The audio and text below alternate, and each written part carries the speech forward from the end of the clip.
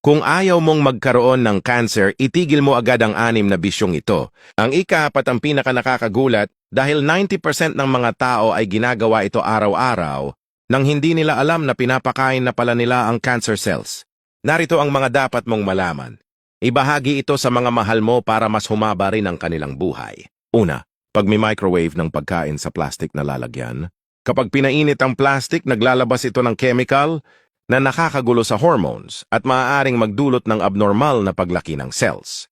Pangalawa, pagkain ng sunog o sobrang inihaw na karne. Ang mga itim at sunog na bahagi ay may carcinogens na direktang sumisira sa DNA.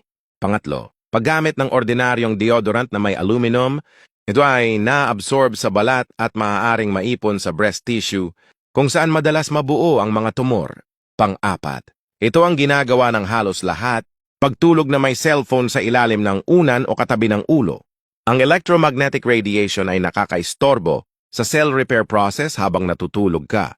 At sa paglipas ng mga taon, ang pinsalang ito sa cells ay maaring mauwi sa cancer. Pang-5, pag-inom ng tubig mula sa plastic bottle na naiwan sa mainit na sasakyan, ang init ay nag-activate ng toxins na humahalo sa tubig at umaatake sa mga organo ng katawan. Pang-6, pagkain ng asukal araw-araw, ang cancer cells ay nabubuhay sa glucose. Kapag palagi mong binabaha ng asukal ang katawan mo, literal mong pinapakain ng mga tumor. Itigil mo ang mga ito ngayon o babayaran mo ang kapalit sa hinaharap.